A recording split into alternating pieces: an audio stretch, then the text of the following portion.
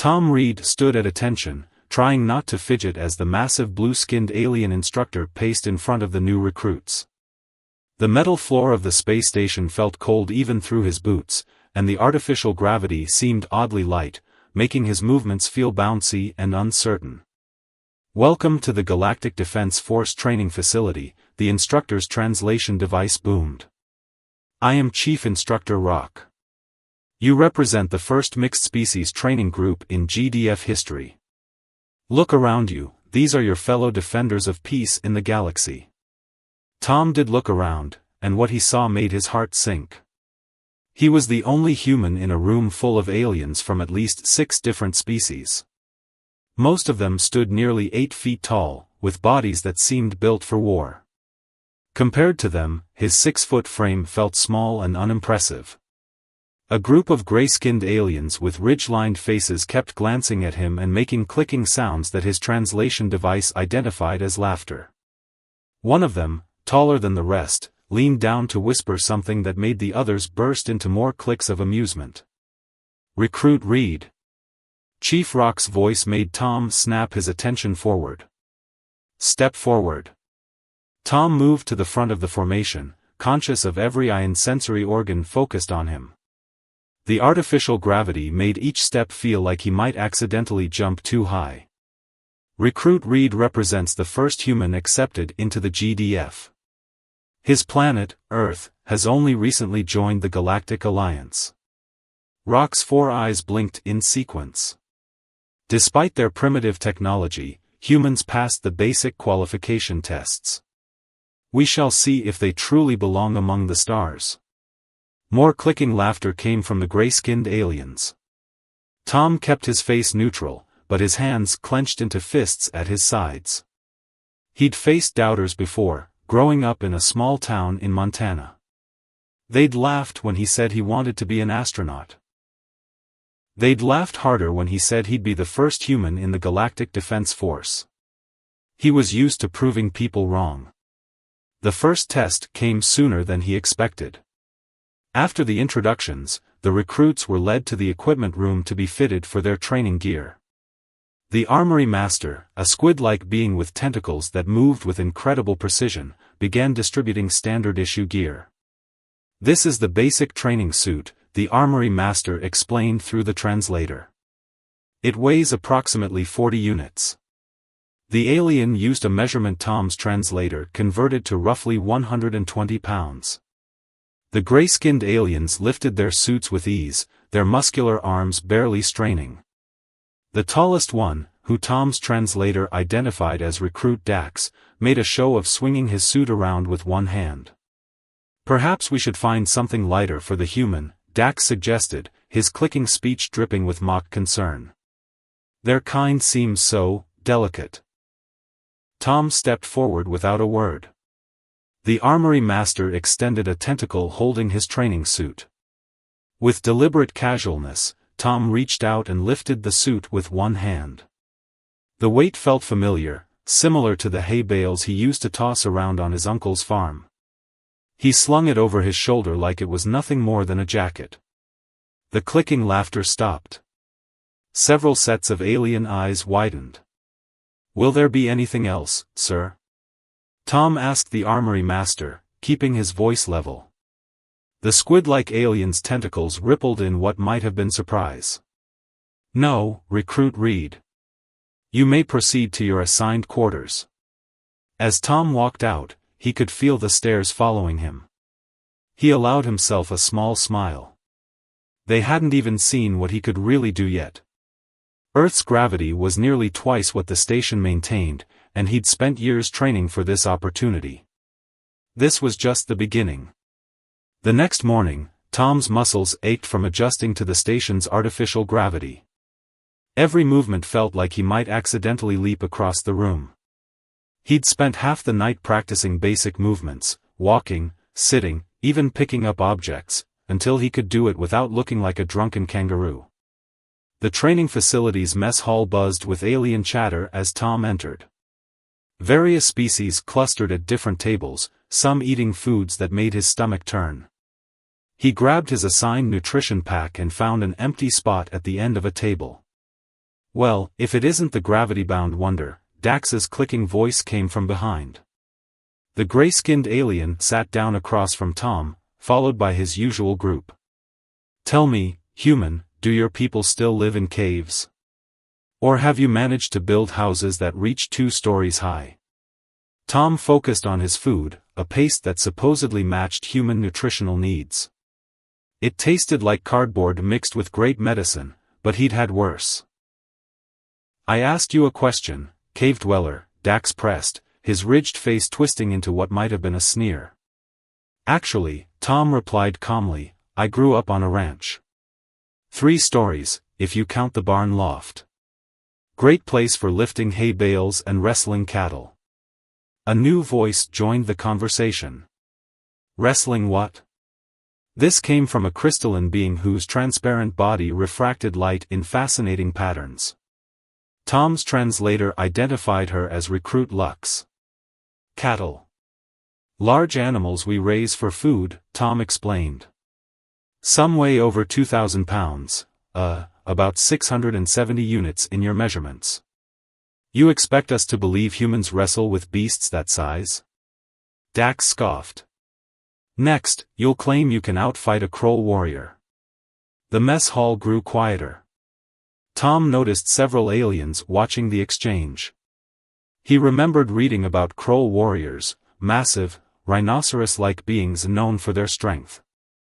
Never met a Kroll, Tom shrugged. But I'm happy to demonstrate human capabilities in today's training. As if on cue, Chief Rock's voice boomed over the station's communication system, all recruits to the physical assessment chamber. Immediate attendance required. The physical assessment chamber turned out to be a massive gymnasium-like space with various strange equipment. Chief Rock stood in the center, his blue skin gleaming under the bright lights. Today we evaluate your baseline physical capabilities, Rock announced. Each recruit will perform standard strength, speed, and endurance tests. This will determine your training regimen. The tests began with different aliens showing their abilities. The crystalline Lux demonstrated incredible speed. Others showed remarkable flexibility or coordination. Dax performed impressively on all tests, making sure to gesture at Tom after each success. Finally, it was Tom's turn. The first test was a simple lifting assessment. Begin with minimal weight, Rock instructed. Increase gradually until Tom walked straight to the maximum weight setting. Whispers and clicking laughter spread through the watching recruits. Recruit Reed, Rock's translator, conveyed concern that mass is not recommended for. Tom gripped the lifting bar and took a deep breath. On Earth, he'd trained with similar weights. Here, with the station's lighter gravity, it felt almost manageable. Almost. He lifted. The bar came up smoothly, though his muscles strained. Tom held it steady, then completed the required movement pattern. When he set it down, the room had fallen completely silent. Rock's 4 eyes blinked rapidly. That weight exceeds the recommended maximum for even Kroll warriors in training. Earth's gravity is nearly twice what you maintain here, Tom explained, trying to keep his voice modest despite his satisfaction. We adapt to it from birth. Makes us stronger than we look. He caught Dax's eye and gave him a small nod. The gray-skinned alien's face was unreadable, but his usual clicking laughter was notably absent. Chief Rock made a series of sounds Tom's translator didn't catch. Finally, it rendered, proceed to the next test. I believe we may need to recalibrate our expectations of human capabilities. Word spread quickly through the training facility about the human strength demonstration. Tom noticed the changes in how others treated him, fewer laughs, more curious glances, and a growing circle of personal space wherever he went. He wasn't sure if it was respect or fear. Neither felt quite right. A week into training, Chief Rock announced their first combat simulation. The recruits gathered in a massive chamber with walls that could shift and reconfigure to create different environments. Today, it resembled an urban warfare zone, with buildings of various heights and materials. You will be divided into teams, Rock explained. Your objective is to capture the opposing team's base while defending your own. Non-lethal training weapons only. Tom found himself on a team with Lux, the crystalline alien, and 3 others, but not Dax, who led the opposing team. The gray-skinned alien's clicking laugh had returned lately, especially during strategy sessions. The human should guard our base, one of Tom's teammates suggested. He's too slow to be effective in assault. Actually, Lux interrupted, her crystalline form shimmering, I have a different idea. She gestured for the team to huddle closer. Tom's strength could be our secret weapon. The simulation began with a blaring alarm. Tom's team took defensive positions while Lux explained her plan. The other team would expect them to play it safe, to use Tom as a defensive anchor. Instead, they would do something no one would anticipate. 20 minutes into the simulation, Dax's team had pushed forward aggressively, clearly expecting to overwhelm their opponents with superior speed and numbers. They'd left only minimal defense at their base. That's when Tom made his move. He sprinted from cover to cover, his movements carefully controlled despite the lighter gravity. Months of training on Earth in weighted suits were paying off. As he approached the enemy base, he heard the clicking sound of Dax's laughter from somewhere above. The human thinks he can sneak? Dax called out. Your footsteps shake the ground. 3 defenders emerged, training weapons ready. They had him surrounded. Tom smiled. Instead of fighting or retreating, he grabbed the nearest wall panel, a solid piece of metal meant to simulate building material, and with a grunt of effort, ripped it free. The defenders froze in shock as Tom held the massive panel like a shield. Now, he shouted. Lux and another teammate emerged from hiding, using Tom's improvised shield as cover to take out the defenders with their training weapons. The simulation scoring system registered 3 eliminations in rapid succession. Impossible. Dax's voice rang out. That panel is reinforced steel. Tom dropped the panel with a resounding clang. Different gravity, different rules, he called back, then sprinted for the base's capture point. Dax himself appeared, charging toward Tom with remarkable speed. But speed wasn't everything. When Dax leaped to tackle him, Tom stood his ground. The impact would have knocked down any normal opponent, but Tom's legs, strengthened by years under Earth's heavier gravity, barely buckled. With one fluid motion, Tom grabbed Dax's arm and used the alien's own momentum to flip him onto his back. The move was pure Montana Ranch wrestling, adapted for his current situation. Simulation complete, the facility's AI announced. Base captured. Blue team victory. As the simulated environment faded back to the chamber's normal appearance, Tom offered his hand to Dax. The alien stared at it for a long moment. Perhaps, Dax clicked slowly, we have been underestimating more than just your strength. Chief Rock's voice cut through the post-simulation chatter. Unconventional tactics, Recruit Reed. Destroying facility property would normally result in severe penalties. Tom felt his heart sink. However, Rock continued, all 4 eyes gleaming, adaptability and creative problem-solving are valuable traits in the Galactic Defense Force. Well done. As the recruits filed out of the chamber, Tom noticed something had changed. The space they gave him no longer felt like fear or uncertainty. It felt like respect. 2 months into training, the Galactic Defense Force facility received its newest shipment of advanced weapons. The timing couldn't have been better, or worse, depending on how you looked at it. The recruits had just finished their basic combat certification, and weapon specialization was next on the curriculum. Tom stood with the other recruits in the station's main hangar as massive crates were unloaded from a supply ship. Chief Rock supervised the process, his blue skin darkening with what Tom had learned was excitement. Behold, Rock announced, the latest in GDF heavy weapons technology. The P-9000 planetary defense cannon. Workers opened the largest crate, revealing a massive weapon that looked like a cross between a rocket launcher and a tank gun. Its dark metal surface gleamed under the hangar lights, covered in pulsing energy lines. Each P-9000 weighs approximately 200 units, Rock continued. Tom's translator calculated that to around 600 pounds. It requires a minimum of 3 standard operators to move and fire effectively. Dax stepped forward, his gray skin rippling with anticipation.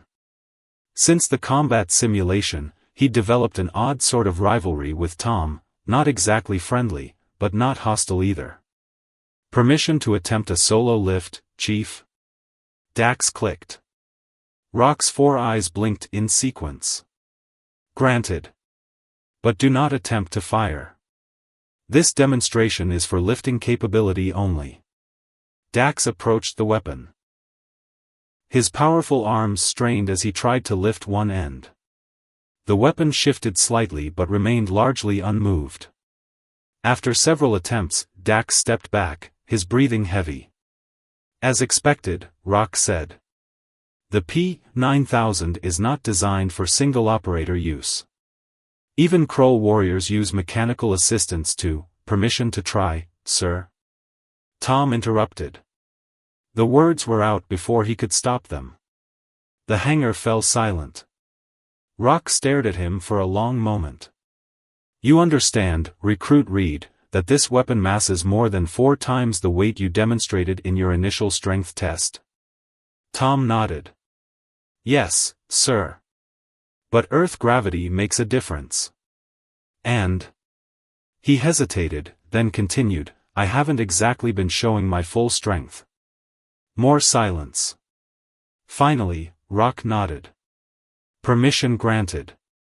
But be warned, if you injure yourself, our medical bay is not yet fully equipped for human physiology. Tom approached the weapon. He studied it carefully, noting its balance points and grip locations. Back home, he'd helped move farm equipment that weighed more. The trick wasn't just strength, it was knowing how to use it. He took a deep breath, set his feet, and gripped the P-9000's main handling points. The metal felt cold under his hands. Ready? Rock asked. Tom nodded. Then he lifted. Every muscle in his body screamed as the massive weapon left the ground. The station's lighter gravity helped, but this was still the heaviest thing he'd tried to lift since leaving Earth. For a moment, he worried he'd made a terrible mistake. But muscle memory kicked in. He adjusted his stance, redistributed the weight, and found his balance.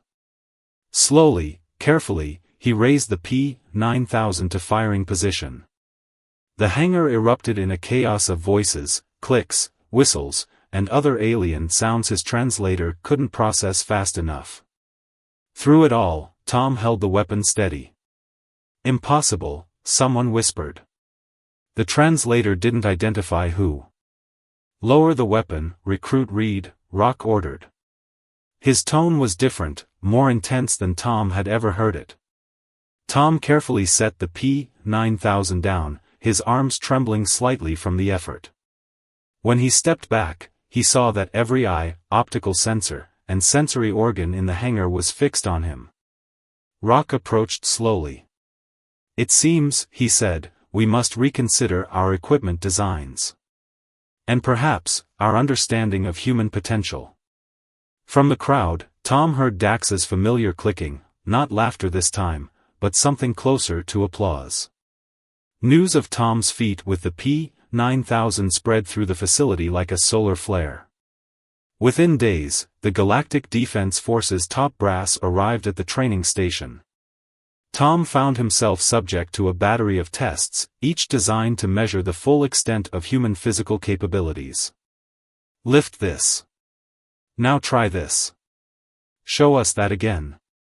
The commands became a blur. Tom felt less like a recruit and more like a lab specimen. But he understood the importance. Earth was new to the Galactic Alliance, and humans were an unknown factor. His performance could affect how the entire species was viewed. During a rare break between tests, Lux found him in the recreation area. Her crystalline form sparkled with unusual intensity, which Tom had learned indicated excitement. "They're redesigning the entire weapons division," she said, settling beside him. "Your demonstration changed everything. Did you know some species were arguing humans shouldn't be allowed in combat roles? They thought we were too fragile." Tom smiled tiredly. "Not bad for a primitive cave dweller, huh?" "About that." A familiar clicking sound approached. Dax stood in the doorway, his gray skin showing the subtle patterns that indicated discomfort. "I owe you an apology, Tom Reed of Earth." "You don't," Tom started. "I do," Dax interrupted. "My prejudice was based on ignorance. My people pride ourselves on our strength, and I felt threatened by yours. It was wrong." Before Tom could respond, the station's alert system blared to life. Chief Rock's voice followed, "All combat-certified recruits report to the main hangar immediately. This is not a drill." The hangar was chaos when they arrived. Officers rushed about, giving orders and preparing ships. Chief Rock stood near a tactical display, his blue skin almost pale. "A distress signal from Mining Colony 7, Rock announced as the recruits assembled. "Pirates have breached their defenses. The main GDF fleet is 3 hours away at best speed. We are the only force within range to respond." Tom's heart raced. They were still trainees, not fully qualified defenders. But those miners needed help now. "Sir," Tom stepped forward. "Request permission to deploy with the P-9000. The hangar went quiet. Rock's 4 eyes fixed on Tom. "The weapon requires a minimum crew of 3, an officer objected. "Not for him," Dax clicked. "And not anymore." He stepped up beside Tom. "I volunteer to operate targeting systems." "I'll handle power regulation," Lux added, moving to Tom's other side. Rock studied them for a long moment. "Mining Colony 7 has heavy gravity generators," he said finally. "Nearly double standard. Most species would be severely impaired." Tom grinned. "Sounds like home." "Very well." Rock turned to the other officers. "Prepare a drop ship. Reed, Dax, Lux, get your gear. You deploy in 10 minutes." As they rushed to suit up, Tom caught fragments of conversation from the officers, untested in actual combat. "If the human can really." "No choice." The drop ship rumbled beneath them as they approached the mining colony. Through the viewport, Tom could see weapons fire. The pirates had brought serious firepower. "Remember your training," Rock's voice crackled through their comms. "Protect the civilians. And..." He paused. "Show them what a human can do." Tom checked the P-9000 one last time. The weapon felt solid in his hands, almost comfortable now. Earth's gravity had made him strong, but it was the trust of his teammates, former rivals turned allies, that made him confident. Approaching drop point, the pilot announced. "Colony gravity at 1.8 standard." Tom felt the familiar weight settle into his bones as the gravity increased. Next to him, Dax and Lux moved with obvious effort. But their eyes showed no doubt. "Ready?" Tom asked. "Ready," they replied in unison. The drop ship's door opened to chaos. Tom lifted the P-9000 and smiled. Time to save some lives. The mining colony's heavy gravity felt like a welcome embrace to Tom, but he could see its effects on everyone else. The pirates, clearly from lighter gravity worlds, moved sluggishly. Their shots went wide as they struggled to compensate for the increased weight of their weapons. "Multiple hostiles, North Quadrant," Dax reported, his clicking speech strained under the gravity. "They're using the processing facility for cover." Tom nodded, adjusting his grip on the P-9000. The massive weapon, already legendary in the training facility, felt even more substantial under the colony's heavy gravity. But years of farm work and training under Earth's similar conditions had prepared him for this. Lux, power status? Tom asked. Optimal, her crystalline form pulsed with energy. But I'm reading civilian life signs in the processing facility. We need precision shots only. The pirates had noticed them. Energy bolts sizzled through the air, forcing the team into cover behind mining equipment. Tom heard screams from inside the facility. The civilians were running out of time. New plan, Tom said. Dax, can you draw their fire? With pleasure. Dax's clicking had a fierce edge now. Lux, route maximum power to the containment field. We're going to give them something they've never seen. Tom took a deep breath, then stepped out from cover. The P-9000 hummed in his hands as he charged forward, using the weapon not just as a gun, but as a shield. Energy bolts splashed harmlessly against its reinforced frame. The pirates' confusion was obvious. Their shots became erratic as they watched a single soldier advance while carrying a weapon that normally needed a three-person team or mechanical assistance. Impossible, one pirate shouted. The translator caught the mix of fear and disbelief in his voice. Not impossible, Tom called back. Just human. He triggered the P-9000. Instead of its normal wide dispersal blast, the weapon fired a concentrated beam that carved a precise line above the pirates' heads. The facility's wall behind them melted slightly, but remained intact. That was a warning shot, Tom announced, his voice carrying across the battlefield. The next one won't be. Surrender now. For a moment, nothing moved. Then one pirate dropped his weapon. Another followed. Soon, a cluster of energy rifles clattered to the ground. Wise choice, Dax clicked, emerging from cover. I would hate to see what he does with a full power shot. As they secured the pirates, colony security forces finally arrived, followed by medical teams. The civilians from the processing facility emerged unharmed, staring at Tom and the P-9000 with a mix of awe and gratitude. How? One of the captured pirates asked as restraints were placed on him. That weapon, it's impossible for one person to. There's a lot you don't know about humans, Lux answered, her crystalline form gleaming. They come from a world that forged them strong. Chief Rock's voice crackled over their comms. Status report? Hostiles contained, sir, Tom reported. No civilian casualties. The processing facility is secure. The main fleet has just arrived, Rock said. Well done, all of you. Especially you, Recruit Reed. Though I suspect we'll need a new designation for you soon. Tom looked at the P-9000 in his hands, then at his teammates. Dax, who had once mocked him, now stood proudly at his side. Lux's crystalline form pulsed with victory colors. Together, they had done what everyone said was impossible. Sir, Tom said, requesting permission to make this a permanent fire team. I think we work well together. Dax's clicking laugh rang out, no longer mocking, but full of genuine joy. The human has good ideas after all. Granted, Rock replied. Report back when the situation is fully secured. The Galactic Defense Force will want a complete debrief on this unusual operation.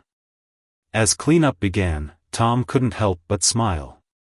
He'd come to prove humans belonged among the stars. Instead, he'd found something more valuable, true allies who saw beyond species and gravity wells to who he really was. 1 month after the Mining Colony 7 incident, the Galactic Defense Force training facility buzzed with unprecedented activity. Delegates from dozens of worlds filled the main ceremony hall, their diverse forms creating a living rainbow of colors, textures, and bioluminescence. Tom stood at attention in his new uniform, the silver and blue of a full GDF officer replacing his recruit grays. Beside him, Dax and Lux wore matching uniforms, their team designation proudly displayed, Heavy Response Unit 1. Chief Rock approached the podium, his blue skin almost glowing with pride. The chamber fell silent. 3 standard cycles ago, Rock began, we accepted our first human recruit into the Galactic Defense Force. Many questioned this decision. Some laughed. His 4 eyes swept the audience. No one is laughing now. Holograms appeared above the crowd, showing footage from the mining colony battle. Tom watched himself charging forward with the P-9000, remembered the weight of the weapon and the trust of his teammates. Officer Tom Reed, Rock continued, demonstrated not just extraordinary physical capabilities, but the true spirit of the Galactic Defense Force. Leadership. Courage. The wisdom to turn former rivals into allies. Tom glanced at Dax, who clicked softly in agreement. The gray-skinned alien had become more than a teammate, he was a friend. But perhaps more importantly, Rock said, Officer Reed's success has led to a complete re-evaluation of our understanding of human potential. I am pleased to announce that the GDF will be opening 3 new training facilities on Earth, where human recruits will train alongside other species. Murmurs of excitement rippled through the crowd. Tom saw several Earth representatives beaming with pride. Furthermore, Rock raised his voice slightly, the success of Heavy Response Unit 1 has created a new tactical doctrine. Mixed species teams, leveraging the unique strengths of each member. What some saw as weaknesses, we now recognize as diversity that makes us stronger. Lux's crystalline form pulsed with joy colors. Their team had become the template for a new generation of GDF units. Officer Reed, step forward. Tom moved to the podium. Rock held up a small device that projected a new hologram, a modified design of the P-9000. The Reed-class heavy defense weapon, Rock announced. Designed to be operated by humans and other high-gravity species. The first of many tools that will help us better protect all worlds in our alliance. Tom's throat tightened. They had named the weapon after him. All because he'd refused to accept others' limitations on what humans could do. Your team's first official mission begins tomorrow, Rock said. But tonight, we celebrate a new chapter in Galactic Defense Force history. The ceremony continued, but Tom's mind wandered to his home back on Earth. He thought of his uncle's farm, where lifting heavy loads had built the strength that served him so well among the stars. He thought of all the other humans who would follow him into space, ready to show the galaxy what Earth's children could do. After the ceremony, Dax approached him. Ready for tomorrow, Commander? Commander? Tom raised an eyebrow. Did you not read the full mission briefing? Lux chimed in, her crystal form flickering with amusement. Heavy Response Unit 1 is now under your command. Tom looked at his teammates, his friends. As long as you two are with me, I'm ready for anything. Good, Dax clicked. Because there are reports of unusual activity in the Carina sector. Something about pirates with experimental gravity weapons. Tom grinned. Well, we know a thing or two about dealing with gravity, don't we? As they walked to the mission briefing room, Tom caught his reflection in a viewport. Beyond it, countless stars sparkled, each one holding new possibilities. He had come to prove humans belonged among those stars. Mission accomplished.